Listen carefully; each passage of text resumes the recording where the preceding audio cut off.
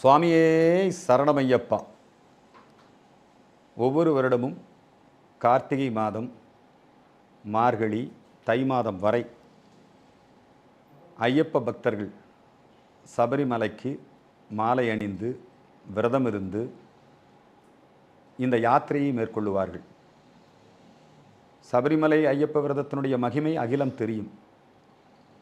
இந்த முறை சபரிமலை அங்கே சென்று 18ஆம் படியிலே அவர்கள் ஏறி ஐயப்பனை தரிசனம் செய்து திரும்புவதற்குள் மக்கள் படுகின்ற துயரங்கள் வார்த்தையிலே வடிக்க இயலாது.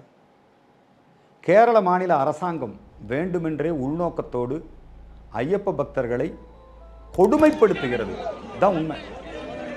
அங்கிருந்து ஐயப்ப மலையிலே இருந்து கொண்டு பல பக்தர்கள் தொலைபேசி மூலம் தகவல் தெரிவிக்கிறார்கள். நம்முடைய இந்து சமய அறநிலையத்துறை சேகர் பாபு ஐயா அவர்கள் ஒரு லாரியில் பிஸ்கட்டு, தண்ணி இதெல்லாம் அனுப்பிச்சிருக்கார்.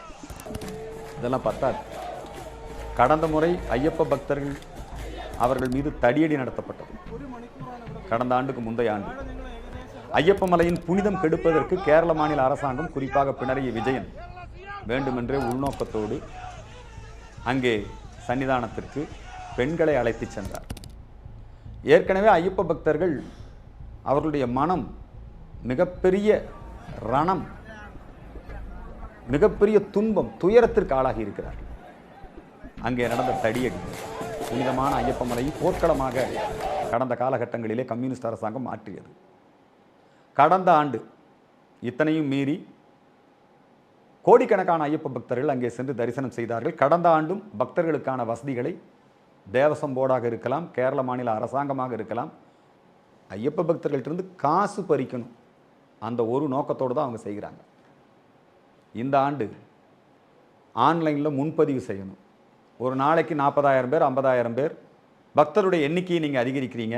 80,000 பேர் வரை ஒரு நாளைக்கு 18 மணி நேரம் வரை தரிசன நேரத்தை எல்லாம் நீட்டித்து நீங்கள் திட்டமிட்டு ஆன்லைன் மூலமாக நீங்கள் பதிவு பண்ணுறீங்க. பதிவு பண்ணிட்டு தான் நீங்கள் பக்தர்கள் அழைக்கிறீங்க. அப்போது 50,000 பேர் வந்தால் அவங்களுக்கு தேவையான குடி தண்ணீர். திருப்பதியில் இதே மாதிரி தரிசன முறை இருக்குது. ஆன்லைனில் பதிவு பண்ணிட்டு தான் போகிறாங்க. அவங்கள அறைகளில் காக்க வைக்கும்போது நேரத்துக்கு சாப்பாடு கொடுக்குறாங்க, மருத்துவ உதவி செய்கிறாங்க, பச்சிளம் குழந்தைகள் இருந்தால் பால் கொடுக்குறாங்க, முதியோர்கள் இருந்தால் அவங்களுக்கு தேவையான வசதிகளை செய்து கொடுக்குறாங்க. அங்கேயும் பல்லாயிரக்கணக்கான பக்தர்கள் தரிசனம் செய்கிறார்கள். நெரிசல் இல்லை, பிரச்சனை இல்லை. ஏன் ஐயப்ப மலையில் இது நடக்கலை? ஒரு 18-12 கூண்டுகள் வச்சுருக்காங்க. 12 அல்லது 18 கூண்டுகள் வச்சுருக்காங்க. ஒவ்வொரு கூண்டுகள்லையும் ஐயப்ப பக்தர்களை அடைச்சி அவங்க இயற்கை உபாதைகளுக்கு கூட வெளியே போக முடியாது. உணவு கிடையாது, தண்ணீர் கிடையாது. நீதிமன்றம் உத்தரவிட்டிருக்கிறது, அவர்களுக்கு குடிதண்ணீர் வசதியை செய்யுங்கள். அங்கே போலீஸ் டிபார்ட்மெண்ட்டுக்கும் தேவசம் போர்டுக்கும் மோதலே ஆகிப்போச்சு. போலீஸை வைத்து ஐயப்ப பக்தர்களை துன்புறுத்தக்கூடிய வேலையை இன்றைக்கு பினராயி விஜயனுடைய அரசாங்கம் செய்து கொண்டிருக்கிறது. கடந்த காலங்களிலே இந்த 3 மாதம் ஐயப்ப மலையிலே சேவை செய்வதற்கு, டியூட்டி பார்க்கறதுக்கு முன்கூட்டியே விருப்பம் கேட்டு அவங்க ஒரு அனௌன்ஸ்மெண்ட் பண்ணி, போலீஸாரில் ஐயப்ப பக்தர்கள் இருப்பாங்க, விரதம் இருந்து மாலை அணிந்து ஐயப்ப மலையிலே தரிசனம் செய்பவர்கள் இருப்பாங்க. அந்த மாதிரி இருக்கிறவங்கள செலக்ட் பண்ணி அவங்கெல்லாம் ஷூ காலோடலாம் வரமாட்டாங்க. இந்த 18 படி ஏறுவது தான் ரொம்ப முக்கியம் இந்த விரதத்தில். இந்த 18 படியில் ஒரு 70-80க்கும் மேற்பட்ட போலீஸ் சாமிமார்களை டியூட்டி போட்டு இவங்களெல்லாம் கைதூக்கி விட்டு பாதுகாப்பாக நெரிசல் இல்லாமல் இந்த 18 படி ஏறி சென்று தரிசனம் செய்வது. இப்போ ஐயப்ப மலையில் ஐயப்பனை தரிசனம் செய்வதற்கு பல வழி இருக்குது. எல்லா வழியிலிருந்து அவங்க தரிசனம் பண்ணிட்டு போவாங்க.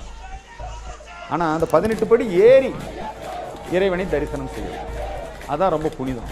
இந்த புனிதமான 18 படியில் டியூட்டி பார்க்குற இப்போ காவல்துறையினர் எல்லாமே கம்யூனிஸ்ட் சிந்தனையாளர்களாகவும் கிறிஸ்தவ அல்லது பிற மதத்தை சார்ந்தவர்களாக இருக்காங்க. அவனுக்கு ஒன்றும் ஐயப்பன் மேலே, ஐயப்ப மலையினுடைய புனிதத்தின் மேலே, இந்த விரதத்தின் மேலே எல்லாம் ஒரு மரியாதை நம்பிக்கையெல்லாம் கிடையாது. பிடிச்சி இழுக்கிறான், அடிக்கிறான். அதை விட இந்த அறைகளில் இருக்காங்க பாருங்க, திறந்து விடுறான், ஆடு மாடுகளை திறந்து விடுற மாதிரி. ஒரு முறை இல்லை, தடியிலே அடிக்கிறார்கள். நேற்று ஒரு முறை ஒருத்தரை தாக்கி இருக்கிறாங்க. அங்கிருந்து வீடியோ வாட்ஸ்அப் காட்சி, கண்ணீர் வடிக்கிறார்கள். ஐயப்ப பக்தர்களை கொடுமைப்படுத்தக்கூடிய அரசாங்கமாக பினராயி விஜயனுடைய அரசாங்கம் இருக்கிறது.